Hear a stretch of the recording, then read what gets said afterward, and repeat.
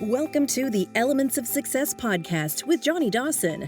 This is the show that will inspire you to uncover your formula for success so you take charge of your story, overcome life's obstacles, and find fulfillment in all branches of life.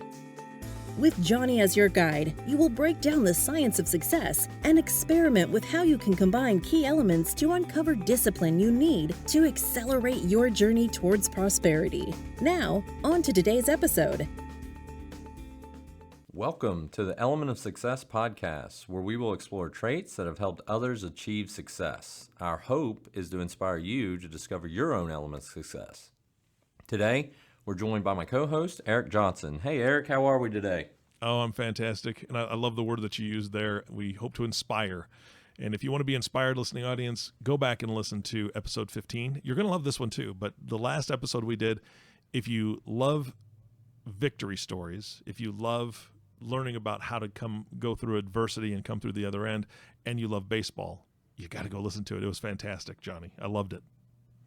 Yeah, absolutely it was. And it was really a great story that I love sharing just about our son and his experience so far with the game of baseball. So if you haven't listened, go check it out. And I am even more excited about today's episode as well, because we're kind of building off of adversity into this episode. Mm-hmm. And once you get through an adversity, whether it's fear, change, pain, whatever that adversity is you're facing, and if you have identified that adversity from our last episode, you're going to love this episode as well, because today we're talking about scalability. And scalability is really the capacity to be changed in size or scale, but also kind of in a business standpoint, it's the ability of computing process to be used or produced in a range of capabilities. And that's really the definition I want to focus on, is how do we produce scalability in a range of several different capabilities? And with that, I think that anytime someone comes up with a business plan or even a vision for their business, scalability is often talked a lot in the business world. Eric, to you, let's think here kind of collectively together. When you're thinking about something being scalable in the business sense, how do you describe that? Oh, well, it's definitely, I always think of growth, right? Is this scalable? Am I going to be able to grow this to a point where I can sustain multiple employees? Can I sustain multiple buildings, perhaps? It's all about how big you want something to be. And for some people, they want to take on the world, right? And they want it to be huge, whatever their business is. And some people are very content and happy with a smaller business that services a community.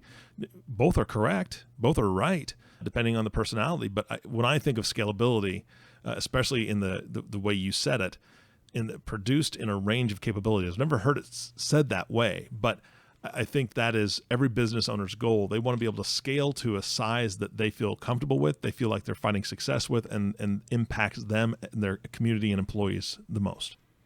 Yeah, absolutely. And I couldn't agree with you more. And I think in a business sense, e-commerce has really propelled a lot of businesses today to become scalable. Yes. And you start to see scalability in a business when you don't necessarily have to add more overhead, or there isn't a lot of capital that needs to be put into that business. That's when you start to really create a large scalability. Things like, Amazon doesn't have any physical stores. Uber doesn't have any physical cars. Netflix doesn't mail DVDs any longer. That is scalability to a sense, to where the business can grow on its own.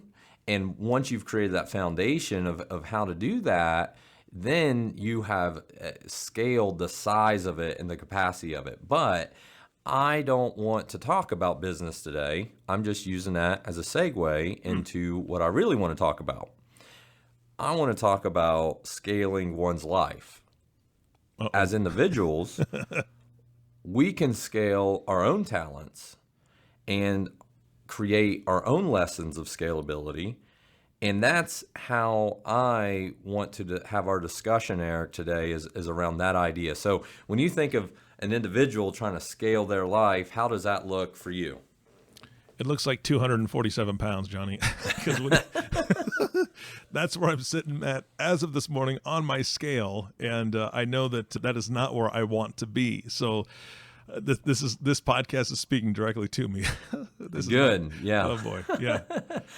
Well, I feel like, and you and I talked a little bit about this before the show, and I think you're going to agree with me, but a lot of Americans today and just people in general, they have these blinders on their life, and they haven't figured out really how to scale their life. For example, there are a lot of people that they simply wake up, they drive to work, or today they log on to their computer or Teams meeting or a Zoom meeting at their kitchen table or their home office.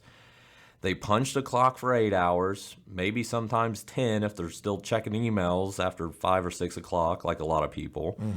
Then after that's over, they sit around and watch Netflix or Amazon Prime until bed, and then they go to sleep. And then they just repeat that process over and over until eventually they're like, well, I've had enough of this. I need some sort of change. Or maybe a relationship was shattered because they couldn't figure out how to scale their life, or their children grew up way too fast without really having those strong memories and those bonding moments you need when kids are little. There's a lot of opportunity to scale your life right now because of the adversities we have just went through with this pandemic. And I don't think people have realized that yet. And what's going to happen if you don't look at the adversity of this pandemic and reflect on your own life and say, how can I change? How can I scale my life? And you continue the path that you're on right now for the next 30 years, the idea is just work long enough until you want to quit one day. But what if people looked at their life and ask, how can I scale my day? How can I produce more capabilities and create disciplines in my life as areas of opportunity that I haven't tapped into yet, right? Yeah. So when you're thinking about things that your day, or even myself, things that happened through my day, what are some of the things, Eric, that you think we could probably look at to scale into? It's funny that you mentioned, or you brought up that point that you just go in and you're robotic, right? It's kind of like you're on autopilot. And I'm guilty. I'm guilty of that. I have done that in the past where all of a sudden 6 months goes by and I'm like, what in the heck just happened? Right? It was just 6 months and I didn't do anything outside of just a normal routine. Not that there's anything bad with the normal routine, but could I have done more? Could I have accomplished more relationship-wise, like you brought up? Financially, could I have done something to better my life there? Could I have done something better to better my environment? Could I have done something there? And I hate waking up from those moments. I mean, I'm glad I do wake up from those moments, but I hate waking up from those moments and looking back and going, man, I just wasted 6 months. I could have been doing something else. So to answer your question, I think learning new skills is huge. Getting out into the community as the communities are opening up is huge. There are so many opportunities to help others. There's so many opportunities to help ourselves relationally, getting reconnected with people or making new connections. There's so much research that has been done, Johnny, and I know you know this, on mental health and how getting outside and being involved with others and interacting and learning new skills, how that boosts our mental activity. So if somebody is just on autopilot for 30 years and then they plan to retire, they're going to have a shorter life. According to the studies, they're going to have a shorter lifespan in retirement if they're not challenging their brain, if they're not making connections, if they're not learning new skills. So retirement's not going to go well for them. Right. And not only that, but the mental just depression and anxiety that people will carry for those 20 to 30 years, it's not worth it, right? Yep. At the end of the day, it's truly not worth it. And I've really thought about our podcast and what we're creating and through this, and I truly believe something that you just said there kind of resonated with me, is we're trying to create elements of success to get over different obstacles people face in their life. But more than anything, I think we're trying to create a better mental health awareness for individuals as well. Because listening to this podcast, I truly believe can eventually, help your own mental state of listening to success stories from other people of how they've battled through adversities. On one of the previous episodes, we had Braxton Miller on talking about grit and going through injuries and winning national championships and going to the NFL. And you've got to have a really good mental fortitude to get through a lot of that stuff. It's not just athleticism. I mean, it is a mental game to have to battle. And I truly believe that some of the stuff we're talking about just isn't about success, but it's about mental capacity to get over some obstacles in life. And I wanted to bring that up because you said something there that made me really think that outside of just success, the mental ability to thrive and get through any obstacle or adversity you may face is very important. Yeah. And I remember when you had Braxton on, one of the things that you actually let me ask him a question at near the end of the podcast. You had a great interview, and what I kept thinking about was how did he deal with the relationships in his life? Because he went to that next level, then he went to that next level, and then he went to that next level, NFL level. And you can't take everybody with you, right? I mean, that's the fact of life. And if you're a business owner, you can't take everybody with you. You want to help everybody else kind of get that leg up. But there are going to be some people that just don't want to, or don't have the energy to go with you, or they don't have the stamina or the drive to work as hard as you're going to work. And trying to navigate those relationships when you're trying to scale yourself, like you're talking about, it's tough. It's not easy to do. Yeah, no, I completely agree. And so one of the things that we could look at is what are some areas of opportunity that you haven't tapped into yet to create scalability? And really, scalability is you have to have the perception of creating discipline to create scale. And this is why. So let's say you want to scale your life by learning a new topic. Well, maybe it's creating the discipline of reading a book or listening to an audible for an hour a day on a new skill set. Is it taking an online course? Is it taking an online course about something you're passionate about? Maybe you've always wanted to start a foundation or a charity and you really just don't know where to get started. Well, have you scaled your life in a way to be able to create that project or that foundation? Is it creating a side business where you are like, man, I just have this awesome idea and I know I would be passionate about it and you think about it every single day and then you're just afraid to get started. And you push it out and you push it out and you wake up and you go to work and you hate your job and you push it out and you never do it. It's creating that discipline to be able to start creating scalability that's needed. And from what I understand, the most people that are truly successful, take Bill Gates and Mark Cuban and all those really high profile successful people, they have figured out a way to scale their life. They have figured out how to compute a process that is used for a range of different capabilities. It is a fitness program. It's the discipline to read. It's the discipline to carve out time just with your kids. Is it learning a new skill? Is it starting a new business? Is it deciding to go into real estate for the first time? Whatever it may be, my question to you listening is, have you scaled your life at all? Is it the ability to scale and create progress that I honestly believe will eventually create freedom from the rat race that so many people live their life and affects their mental state of mind, right? Mm-hmm. And Eric, I think you would agree as well. I mean, at certain times in your life, you have to create distance between what you are not passionate about, and you've got to create traction to move towards what you are passionate about. Absolutely. And I think that the trap there is the things we're not passionate about are easy, right? I mean, those are the easy things. Like you mentioned watching Netflix for a couple hours at night. That's super easy. Is it satisfying? Slightly, barely, right? At the end of that, you're not gaining anything from it, but maybe some relaxation, but you've learned nothing, you've gained nothing. And the easy road is very tempting, I think, is one of the issues why people don't try to learn something new or start something new. Right. And to give you an example, I'm going to give you an analogy, Eric, and I'm going to run down a list of what I see on a regular basis, just talking with people, what I typically see on Facebook or Instagram or TikTok or something to that effect.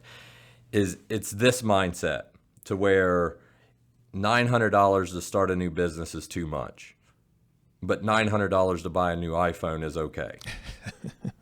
Right? Yeah. It's paying $100 for healthy groceries is too much, But going out and spending $100 on drinks and alcohol and dinner at a restaurant is no problem. Mm-hmm. It's watching Netflix for 2 hours and then saying, you know what, one more episode. But when you want to set up a time to learn a new skill and you've got to carve out 2 hours of time, you say, I don't have any time. Mm-hmm. Mm-hmm. What I want people to realize is life is about choices. So stop blaming the lack of opportunity, because no matter where you are in your life or the adversity you're facing, there is always an opportunity to scale your life. You just have to create the discipline to do it. Yeah. Yep, 100%. And here's something that I find just fascinating. 30 years ago, maybe even 20 years ago at this point, you couldn't find people to teach you new skills. Hardly at all, unless you went to a class, unless you went physically to somebody and wanted to learn something from them. There's one thing that the internet has definitely been good for in the last 20, 30 years, and that's whether it's YouTube, there's all sorts of different venues out there that you can learn things from, and people are so willing to teach. Yeah. Anything you want to learn, look it up. There's somebody teaching that for free, and that's all there is to it. There really are no more excuses. Mm-hmm. So we've given you the thought of scaling your life. I've given you an example of the lack of opportunity isn't an excuse. There's always opportunity, and Eric's completely right. If you would have asked me 2 years ago, hey, you're going to create a podcast in a couple of years, I would say you're absolutely crazy. One, I don't like talking on a microphone, let alone creating videos and everything else. But here we are. We have created that scale and that capability and that process to help other people, and that's why we're here and that's why we're doing this. The biggest fear that I see on a regular basis, and this is kind of some final thoughts here, with people not creating scalability in their life is the fear of change. That is the number one fear in life is change. Change is probably one of the greatest fears we will all allow us to consume our thoughts with on a regular basis. It's why people never move out of their hometown communities. They're afraid of change. They're used to going to the gas station and the regular store and their friends and the local bar. They don't want to create change in their life because they think that will create failure. That's why people are scared of that. So the best analogy that I have ever heard about change, actually, Eric, you'll like this, has to do with the U.S. standard gauge railroad track. Okay? The U.S. standard gauge railroad track, from track to track, the distance is 4 feet 8.5 inches wide. 4 feet 8.5 inches wide. I have always wondered, why is this such an odd measurement? Where did they get this measurement from? Why not just make it 4 feet 8 inches and call it a day? Why is there a half added on the 4 feet 8.5? So here's why. The measurement actually stems from England. So as railroads were created in England, they used the same measurement. So where did England get that measurement from?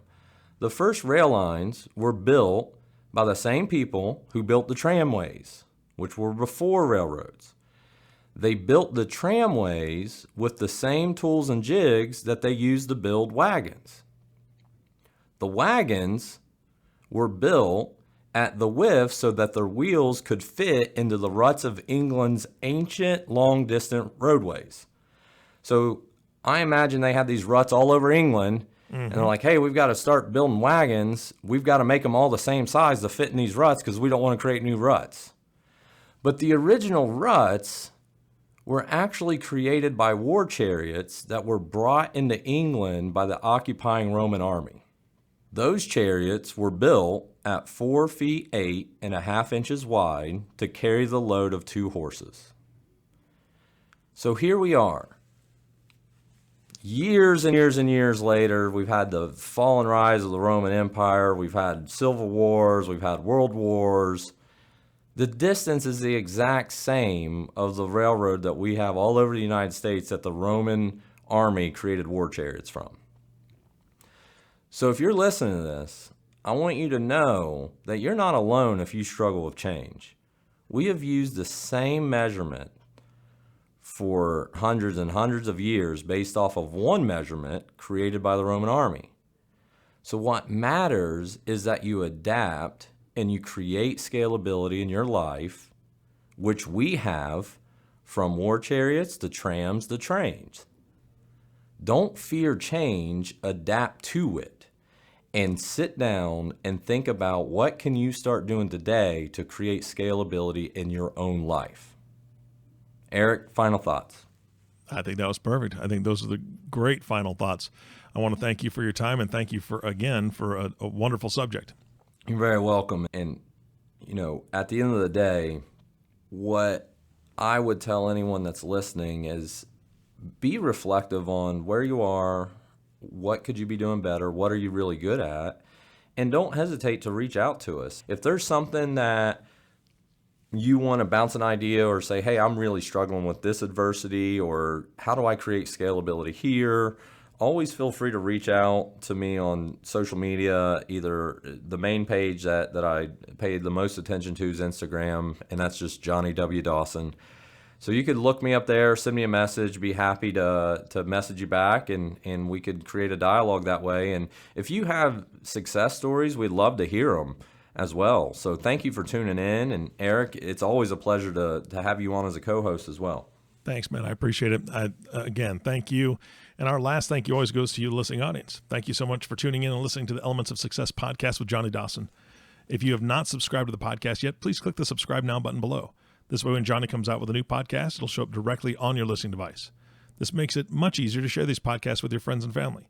Again, thanks for listening today. For everyone at the Elements of Success, this is Eric Johnson just reminding you that Johnny just sent out the invitation. We'd love to hear from you. He'd love to hear your success stories, but he'd also love to hear what's going on in your life as far as how are you being scalable, or what's stopping you from scaling your life. Because he's got great advice, he's got great stories, he's got great information for you. So don't be afraid. Reach out. That's your first step. Again, thank you so much for tuning in today, and we'll see you again next time. Thank you for listening to the Elements of Success podcast. If you have not subscribed to the podcast, please click the subscribe button below. If you know anyone who would benefit from listening to this podcast, click the share button.